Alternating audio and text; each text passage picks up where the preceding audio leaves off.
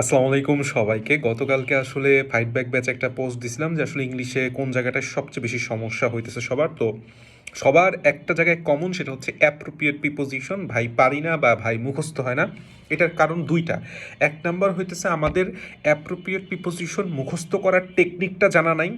দুই নাম্বার হইতে, এটা আমাদের কেউ বলে নাই, দুই নাম্বার কথা হইতেছে আমাদের সাজানো কোনো বই বা কন্টেন্ট নাই। তো আমি আসলে কি করছি, ফাইট ব্যাক ব্যাচে অ্যাপ্রোপ্রিয়েট প্রিপোজিশনটা আমরা উইক বাই উইক শেষ করাবো এবং প্রতি উইকে গ্রামাটিক্যালের টপিকের সাথে অ্যাপ্রোপ্রিয়েট প্রিপোজিশন থাকবে ইনশাল্লাহ। এভাবে আমরা ভোকাবুলারি পার্টটা শেষ করব।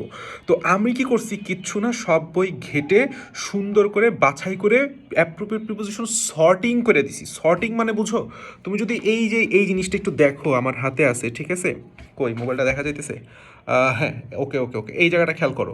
যেমন এ দিয়ে হয়েছে ফার্স্টে টু, তারপরে ফর, তারপরে অফ, এইভাবে এই যে এর সাথে উইথ, এর সাথে এত এত এত, তারপরে কোন কোন অ্যাপ্রোপ্রিয়েট প্রিপোজিশনগুলো তোমার কনফিউশন ঘটে, এই জিনিসগুলো আলাদা করে দিছি। অর্থাৎ তুমি যদি একটু খেয়াল করো, এই যে এর সাথে ইন, এর সাথে ইন, তোমার যখনই অ্যাপ্রোপ্রিয়েট প্রিপোজিশন এ দিয়ে কোনো একটা কিছু আসছে, তোমার মাথায় বললাম অটোমেটিকলি আছে যে আমি এই শীটে যা দিছি এর বাইরে তোমার আর কিছু মুখস্থ করা লাগবে না। তোমার মাথায় আছে আচ্ছা এ দিয়ে ইন ছিল তো মাত্র দুইটা, মানে তুমি এইটা মুখস্থ করতেছো যে আমার ওই এর সাথে ইনের মধ্যে যেই ছকটা ছিল ওর মধ্যে কি এই ওয়ার্ডটা ছিল কিনা।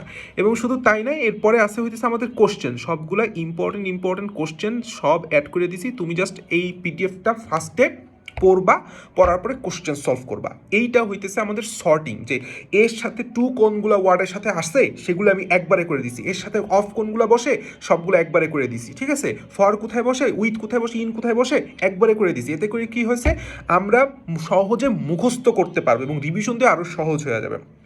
দুই নাম্বার পার্টটা হচ্ছে পড়ার সিস্টেম। জানি না, পড়ার সিস্টেম হইতেছে ফার্স্টে তোমাকে যেরকম দেখো, এই জায়গাটায় দেখো, এখানে অনেকগুলো অ্যাপ্রোপ্রিয়েট পজিশন আছে, তোমাকে অনেক অনেক অর্থ মুখস্থ করতে হবে ফার্স্টে না। তুমি ফার্স্টে মুখস্থ করবা এই যে অ্যান্টিসিডেন্ট টু আর অ্যাপাথি টুয়ার্ডস, এই যেই ওয়ার্ডের সাথে অ্যাপ্রোপ্রিয়েট পজিশন, এইটা আগে মুখস্থ করবা ঝরঝরা করে, ঝরঝরা করে 10 মিনিট 20 মিনিট প্রতি, মানে 2 ঘন্টা 3 ঘন্টা পর পরই পড়বা।